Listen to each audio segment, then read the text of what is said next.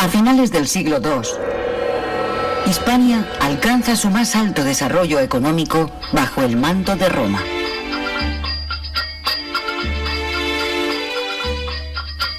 Gracias al apoyo estatal, las empresas olivareras y las mineras producen grandes beneficios.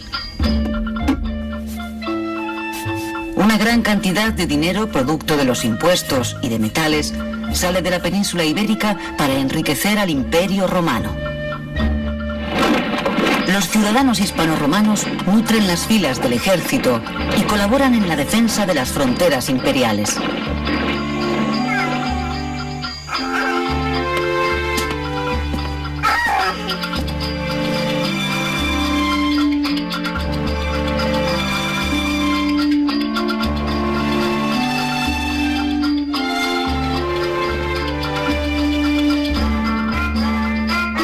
La cultura latina ha impregnado en los habitantes de Hispania. Las clases más acomodadas, que tienen a su alcance el preciado bien de la escritura, enseñan a sus hijos a hablar y escribir en latín. Arma, pedunque, cano. Los vínculos con la metrópoli romana se intensifican no solo con las letras, sino también con la ingeniería. Se construyen puentes y calzadas que unen entre sí a los diversos territorios de Hispania y a esta con el resto del imperio y con la capital romana.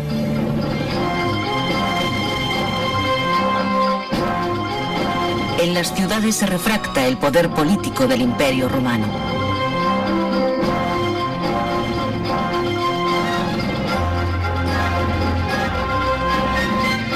Las urbes hispanas se dotan de la arquitectura necesaria para proclamar el prestigio de una civilización.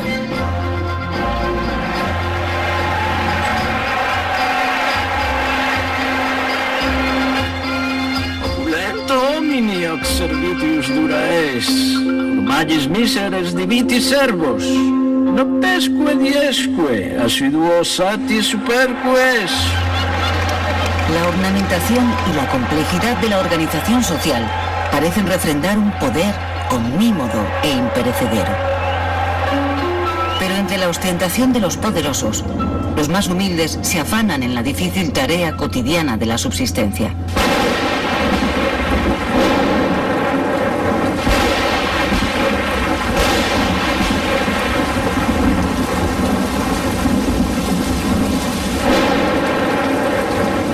En los contornos de los grandes edificios públicos malvive una buena parte de la población alojada en viviendas de varios pisos que esconden miserables compartimentos de alquiler. El poeta latino Juvenal satiriza la terrible situación de numerosas familias. Es después de que el gestor del edificio haya tapado el hueco de una antigua grieta e invita a la gente a dormir ya seguros cuando amenaza el desastre. El fuego puede ya estar en el tercer piso y tú todavía no te has enterado. En la planta baja cunde el pánico mientras se asa el inquilino del último piso, solo protegido de la lluvia por algunas tejas.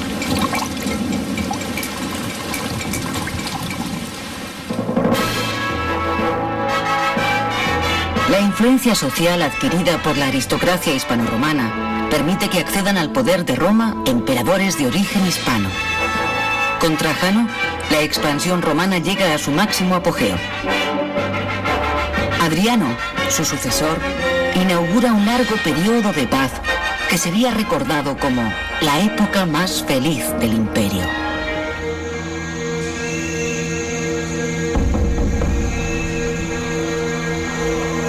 Pero una amenaza se cierne cada vez con mayor fuerza sobre Roma, desafiando su hegemonía. Los bárbaros.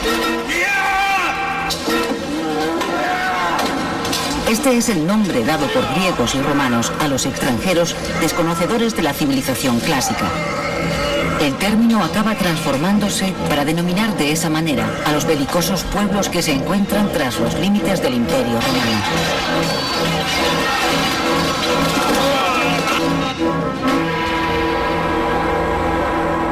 A finales del siglo II, el emperador Marco Aurelio muere de peste en el Bajo Danubio defendiendo las fronteras de Roma. Su desaparición provoca una fuerte crisis de sucesión que tiene graves consecuencias en Hispania. A Marco Aurelio le sucede su hijo Cómodo. Megalómano, llega a creerse la reencarnación de Hércules y a combatir como gladiador. Tras ser asesinado por sus propios consejeros, se desata la lucha por el poder.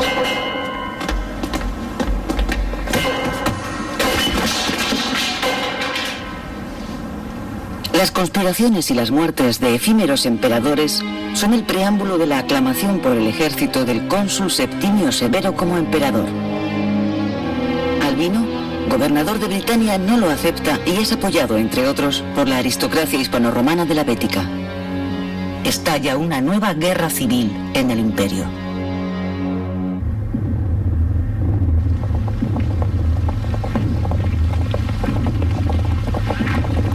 Una vez victorioso, Septimio Severo no olvida. ¡Saludos al emperador! Confisca las propiedades de los latifundistas hispanoromanos que le han hecho frente y ejecuta a muchos de ellos. No es la única calamidad que afecta a la economía hispana. Aprovechándose de las rencillas internas, diversas bandas penetran en el sur peninsular desde el norte de África y saquean los territorios agrícolas.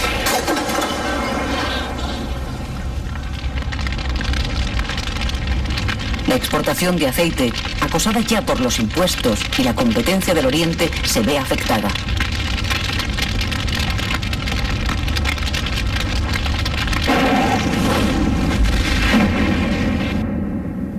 El siglo III se caracteriza por la inestabilidad política ocasionada por los golpes militares. La economía se debilita. Las monedas se acuñan cada vez con menos plata y más plomo. Por otro lado, los generales romanos, inmersos en luchas fratricidas, descuidan las fronteras. A mediados del siglo III, siendo póstumo emperador, los francos y alamanes invaden la Galia e Hispania, destruyendo campos y ciudades de la actual Cataluña, el Valle del Ebro y Levante.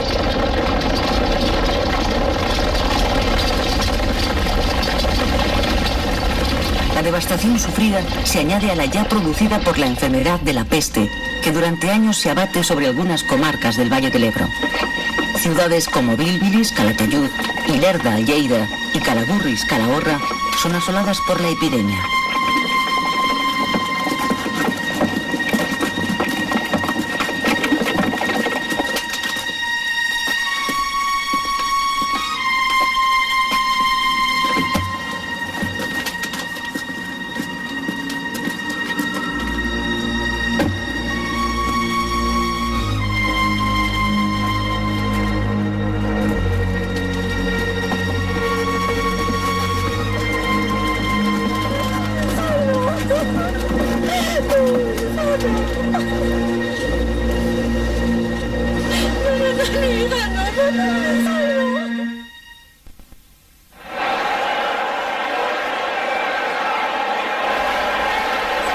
En Roma, tras 50 años de guerras civiles, el general Diocleciano es nombrado emperador en el año 284. Para evitar nuevos levantamientos militares y asegurar la correcta administración de los vastos territorios del Imperio Romano, Diocleciano lo divide en dos partes, oriental y occidental. Aunque la unidad política de Roma es salvaguardada, dos emperadores con el título de Augustos regirán cada parte. Diocleciano se reserva el oriente. Para gobernar Occidente designa a un prestigioso general, Maximiano. Cada uno de ellos es ayudado en el gobierno por un colaborador con el título de César. Son nombrados Constancio para Occidente y Galerio para Oriente. Es el conocido como Gobierno de los Cuatro, la tetrarquía. Cada 20 años, los emperadores finalizarían su mandato siendo sustituidos por los césares, que con el cargo ya de Augustos nombrarían nuevos sucesores. La división política conlleva una nueva organización administrativa del mundo romano. Hispania es adscrita a la prefectura del Pretorio de las Galias. Se crea la figura de un vicario responsable administrativo de Hispania, lo que significa un primer reconocimiento de la realidad específica del territorio peninsular y de sus habitantes. Las provincias hispanas se agrupan en entidades superiores denominadas diócesis. Se modifican sus límites. A las diócesis hispanas se agrega una porción del norte de África, la Mauritania tingitana con capital en Tingis, la actual Tánger. Diocleciano cree que con las reformas puede frenar el declive del imperio, pero además quiere fortalecer, en torno a la figura del emperador, la cohesión ideológica de Roma. Por ello revitaliza los viejos cultos patrios y persigue a los enemigos del orden establecido, en especial a los que se niegan a celebrar sacrificios por la Casa Imperial y por Roma.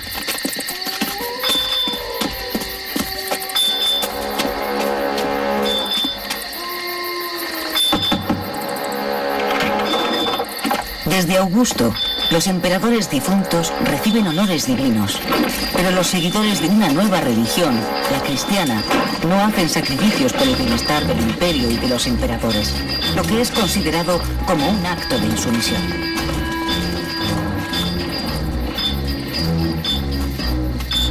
Para los cristianos solo existe un Dios, único y verdadero, y por él están dispuestos al sacrificio que les abrirá las puertas de una nueva vida ultraterrenal.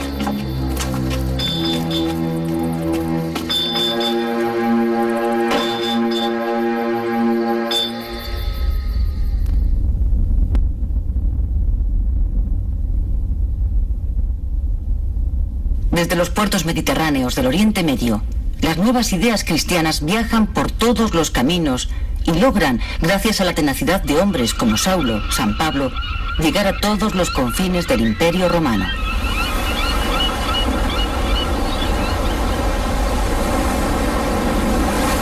Nadie en su sano juicio hubiera apostado por el fulgurante éxito de esta religión surgida en el pueblo judío, el más odioso para los romanos, iniciada además por un ajusticiado, Jesucristo.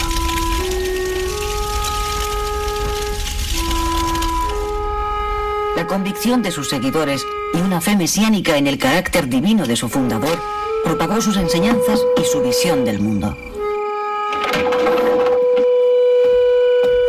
A lo largo de diversas épocas, de manera intermitente, algunos emperadores ordenan una sangrienta represión contra los cristianos, quienes tienen que organizarse en la clandestinidad, pues su culto está prohibido.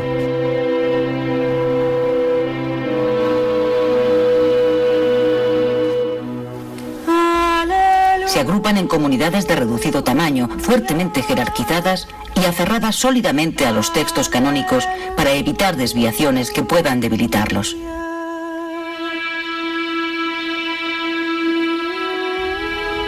Diocleciano desencadena una terrible persecución. Algunos cristianos no dudan en entregar su vida antes que renunciar a sus convicciones. Los mártires cimentan nuevas adhesiones de gentes que admiran su sacrificio.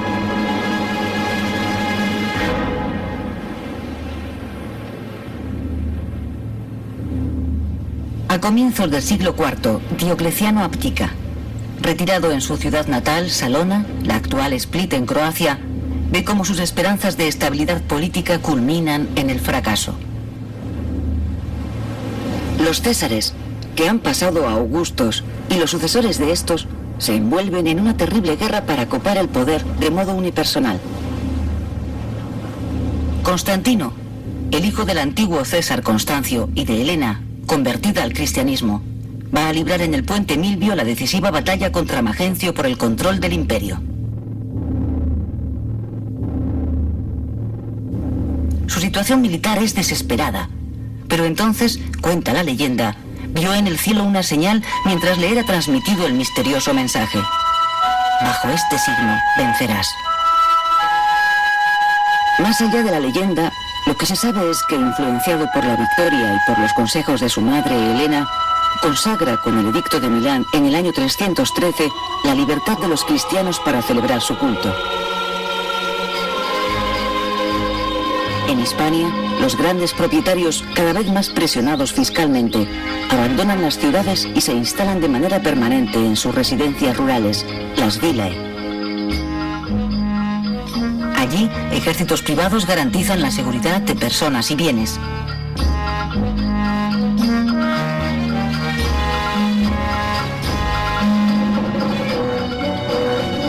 Los terratenientes transforman las estancias, adecuándolas para no echar en falta el lujo del que habían disfrutado en sus mansiones urbanas.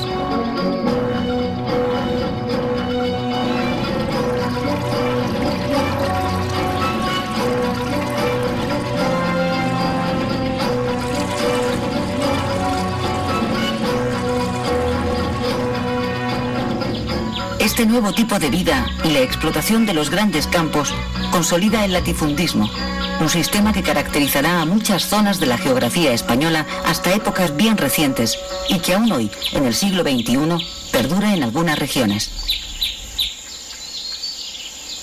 Los trabajos agrícolas necesitan abundante mano de obra. En los campos y ciudades la falta de trabajo empuja a mucha gente a solicitar manutención en las vilae. Los propietarios imponen vínculos de por vida a las familias. Los colonos son adscritos al suelo y sometidos a sus señores por medio de arrendamientos y aparcerías. Progenitores e hijos funden su destino con el de unas tierras que jamás serán suyas.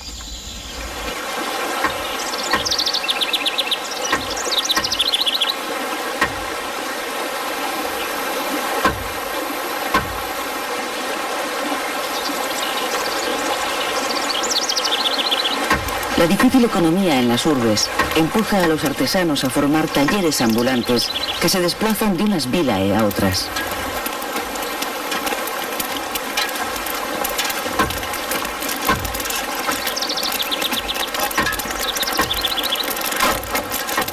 Su arte traspasa las fronteras del tiempo y perdura en la historia como testimonio de su creatividad, mientras representa las costumbres de la vida real o imaginada de los propietarios.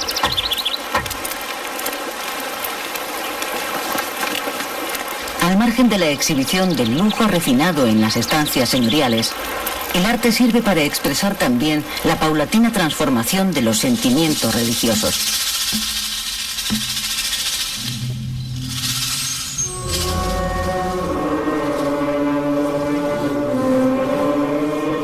Los ritos mortuorios varían. La incineración, práctica mayoritaria hasta entonces, va siendo sustituida por la inhumación.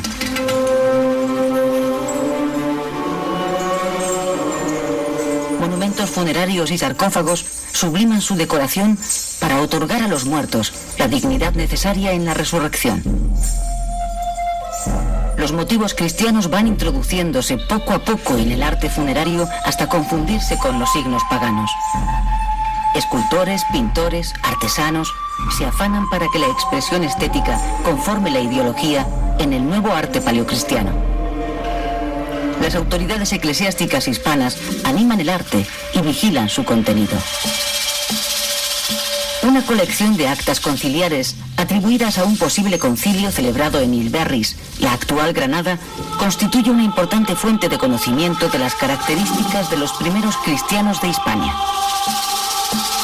A comienzos del siglo IV, las comunidades cristianas acogen a todas las categorías sociales, desde oligarcas hasta esclavos y prostitutas. Prohíben a los fieles cualquier actividad que pudiese ser contraria a lo que se considera comportamiento cristiano, como la participación en las carreras de cuadrigas, el teatro y, por supuesto, el culto al emperador. Marcan además la radical separación de las comunidades cristianas con las judías e impiden los matrimonios mixtos con no cristianos. La crisis de la vida en las ciudades afecta decisivamente a las arcas del imperio, ya que sin el orden establecido en ellas, el Estado no puede controlar los impuestos mediante los que se financia. Cada vez es necesario más dinero para mantener un ejército muy numeroso enredado en guerras internas y en la defensa de las fronteras ante la presión de los pueblos bárbaros.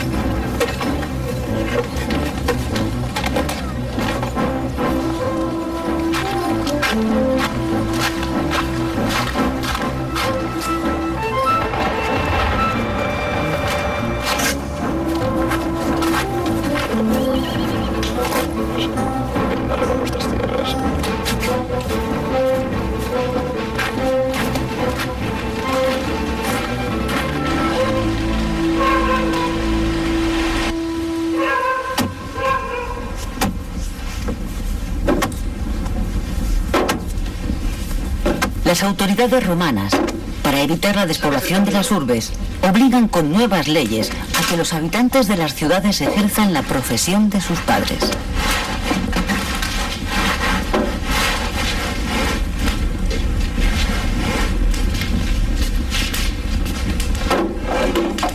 Los antiguos dignatarios de las ciudades, los decuriones, han de responder de la recaudación de impuestos. Marcos Vicente.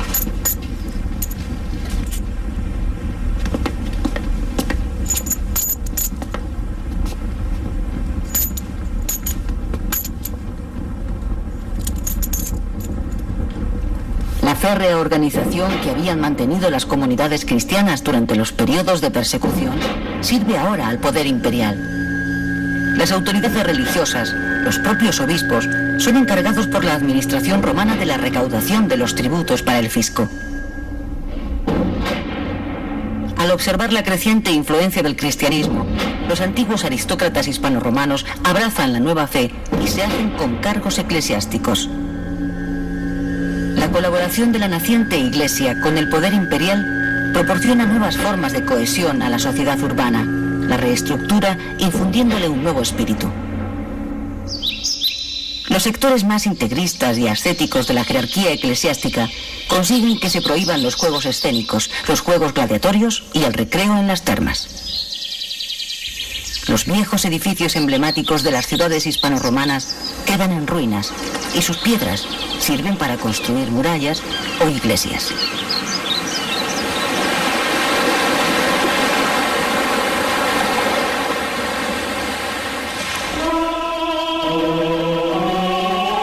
Muchas de las más adineradas familias han comprendido que la salvación de sus patrimonios pasa por desembarcar ellos mismos en la jefatura eclesiástica. Cada vez en mayor medida, algunos jerarcas religiosos acumulan, además de poder, riquezas. Un hombre de origen galaico, Prisciliano, alza su voz contra la degradación del mensaje de Cristo. Su reclamo de austeridad pronto tiene numerosos seguidores que se unen en grupos de ascetas que buscan la perfección espiritual.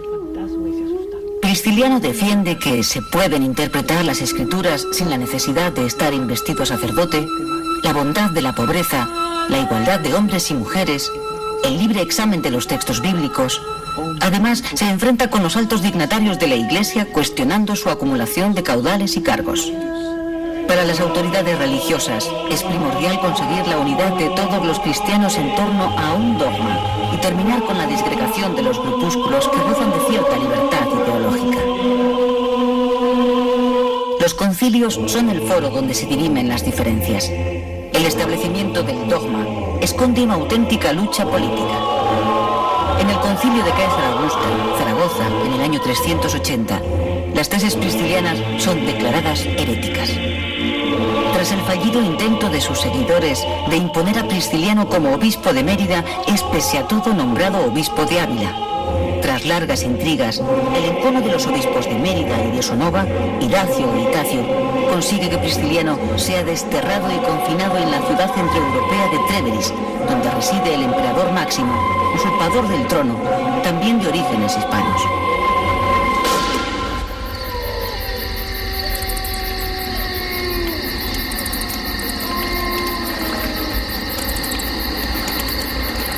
Allí, Prisciliano en el año 385 es condenado a muerte.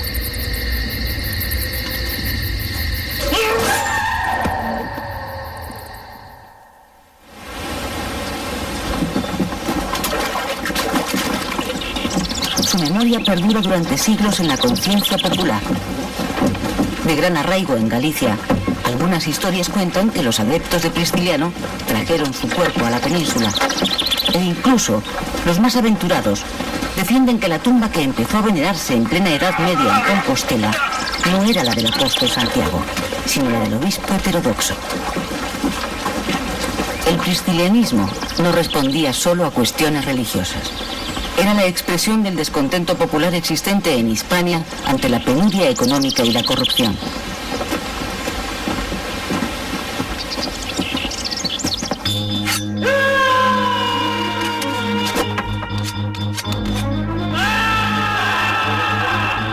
Durante los siglos IV y V, campesinos insurgentes abandonan las tierras y forman grandes grupos que se dedican al pillaje, llegando incluso a asediar ciudades.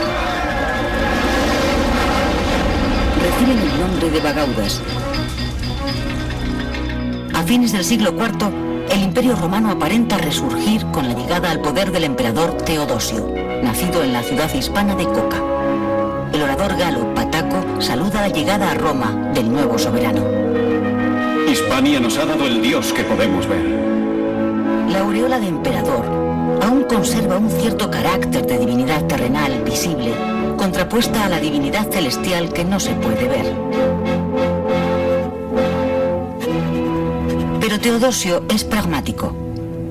Cuando sube al trono, sabe de la influencia que la religión cristiana tiene entre los súbditos del imperio.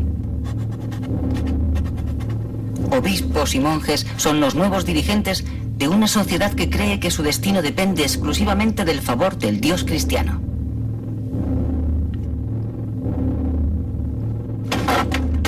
En el año 380, Teodosio reconoce al cristianismo como única religión oficial del imperio y prohíbe y persigue cualquier otro tipo de culto.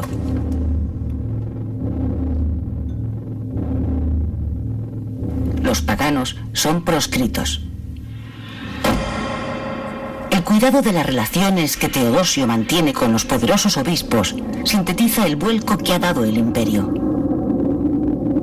Teodosio, bajo la inspiración del obispo de Milán, Ambrosio, proclama una ley que castiga a pena de muerte a los que practiquen vicios contra natura.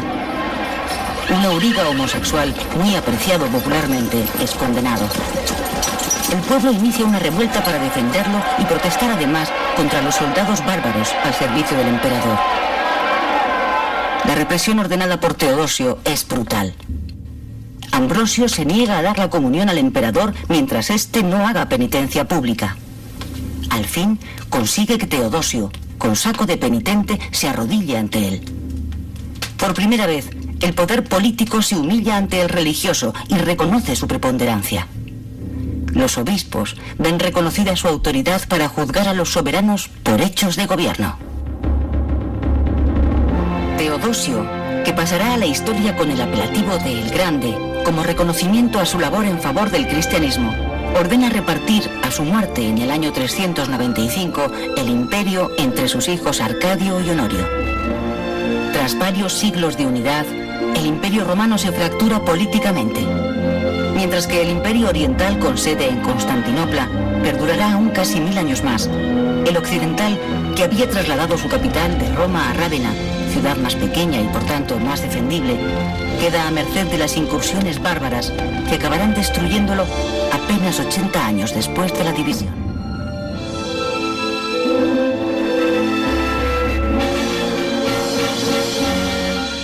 A comienzos del siglo V, grupos de suevos, vándalos y alanos atraviesan el Rin y tras invadir la Galia, llegan a Hispania. Los suevos se establecen en Galicia, los alanos ocupan la Lusitania y la Cartaginense, y los vándalos la Bética.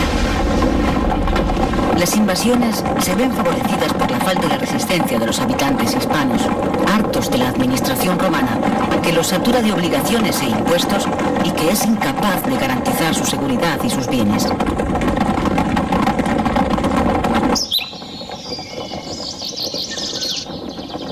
El presbítero hispano Orosio lo refleja en sus escritos. A pesar de todo, los bárbaros, despreciando las armas, se dedicaron a la agricultura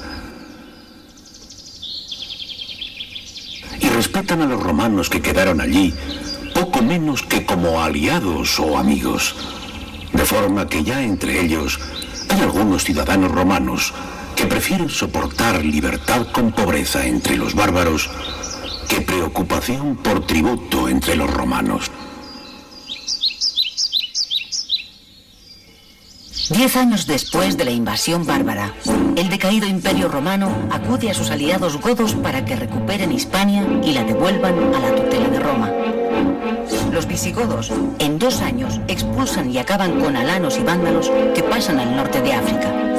Los suevos, aislados en el norte occidental, permanecen en Galicia. El emperador romano, cede una gran parte de las Galias a los visigodos, que sitúan su capital en Toulouse. Necesitan leyes que regulen su sociedad y amparen su fuerza. Adoptan, por mandato de su rey Eurico, la Lex Visigotorum. En gran medida es un compendio del derecho romano. Los visigodos deciden incorporar a sus dominios algunas partes de Hispania. Zaragoza, Pamplona y Tarragona caen en manos de Eurico, que no duda en castigar con la mayor crueldad a los disidentes. Uno de los sublevados contra el poder godo, Buriñuelo, después de capturado, es trasladado a Toulouse y quemado dentro de un toro de bronce.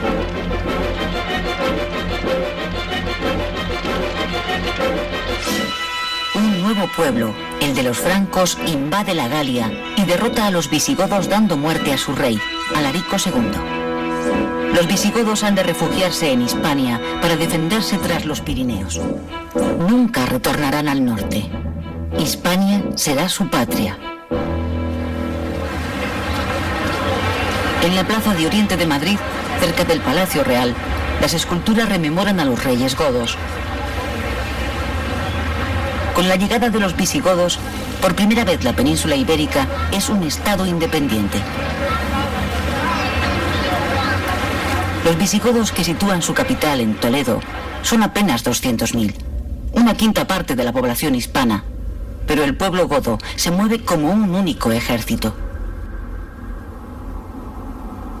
La monarquía goda es electiva. Los reyes se eligen de entre las familias aristocráticas. La ambición de poder ciega a los nobles. Casi todos los reyes reinan durante breve tiempo, pues normalmente terminan siendo asesinados. Por otra parte, los godos son cristianos de creencia arriana que cuestionan la naturaleza divina de Cristo y está declarada como herética por la Iglesia. Esto establece una profunda fractura con la sociedad hispano-romana de fe católica que se resiste a integrarse. El noble godo Atanagildo pide la ayuda de los bizantinos para derrotar al rey Agila. Con su ayuda lo consigue, pero los bizantinos invaden y se adueñan de importantes territorios del Levante. Cartagena se convierte en su capital. En el año 568, Leovigildo accede al trono de los visigodos. Funda una ciudad en la actual provincia de Guadalajara y la llama Recópolis, en honor de su segundo hijo Recaredo.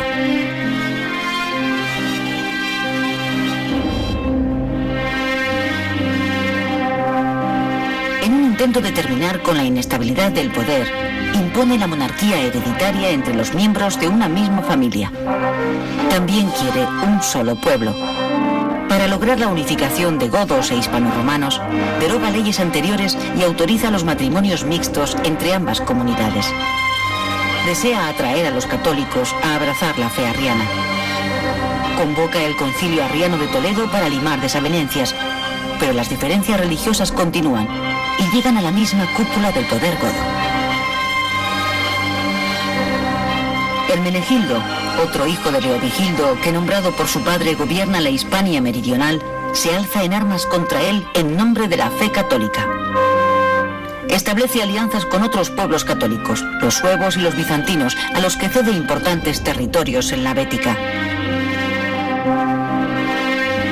Una gran parte de la antigua oligarquía hispanorromana, deseosa de recobrar sus privilegios, apoya la rebelión.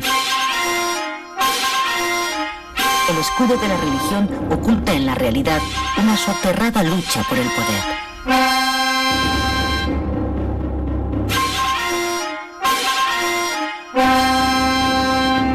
Tras una cruenta guerra, Leovigildo derrota a los rebeldes.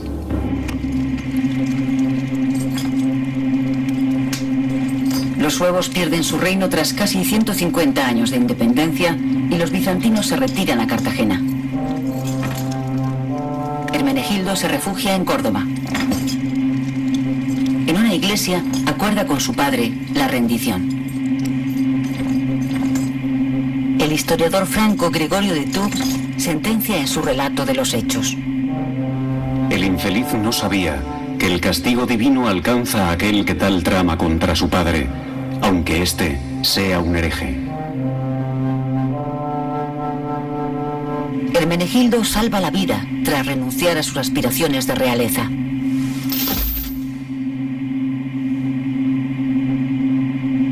Es desterrado primero a Valencia y luego a Tarragona, donde es asesinado en oscuras circunstancias.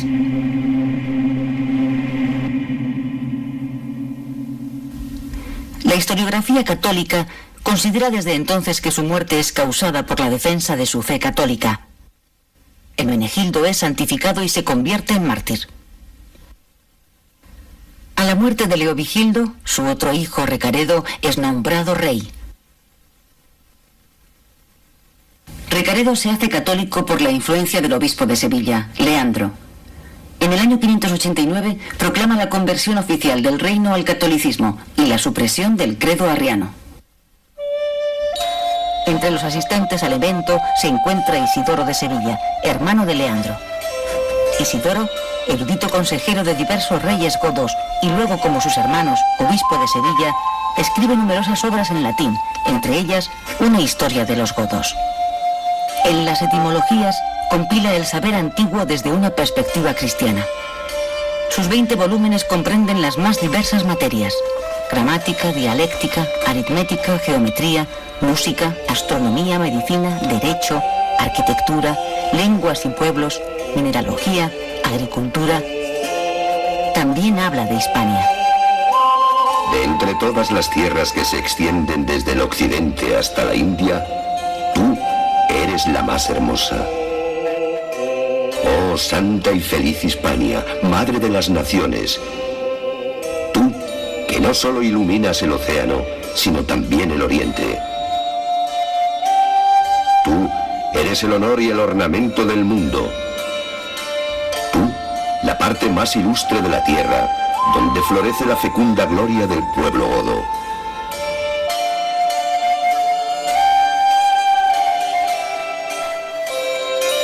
Quizás por primera vez, el concepto de Hispania supera el sentido estrictamente territorial y adquiere una dimensión política íntimamente ligada a la monarquía goda.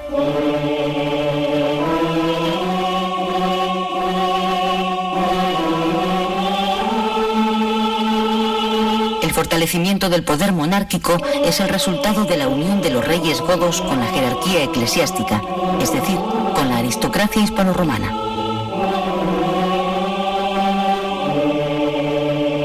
La monarquía está amparada por la gracia divina. El rey Suintila conquista Cartagena y expulsa definitivamente a los bizantinos. El reino parece tener consistencia, pero todo es un falso espejismo.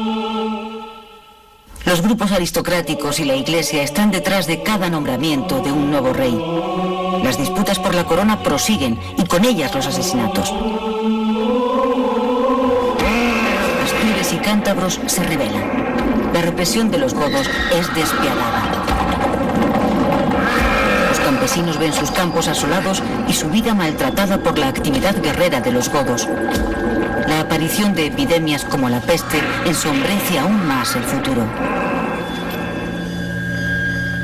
El odio contra los judíos, a los que se prohíbe viajar y se acusa de conspiración contra el reino, hace que estos vuelvan su mirada hacia un mundo más tolerante.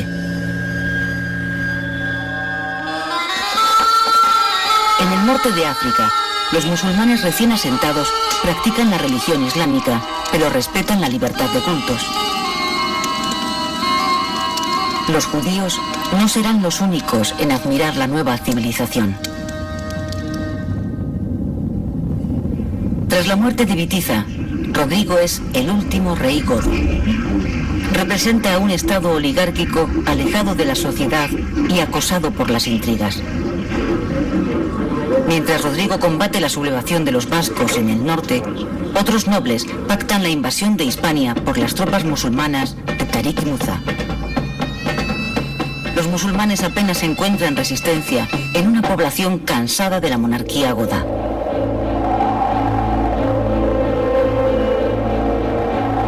Mientras, unos aristócratas godos se refugian tras las montañas cántabras y esperan.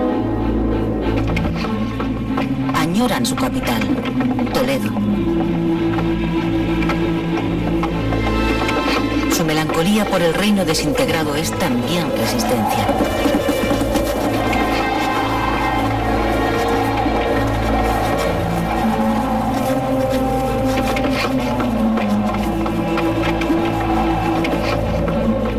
Desde las montañas vocean su religión y los ecos encuentran apoyo en los montañeses norteños con los que antaño se enfrentaron.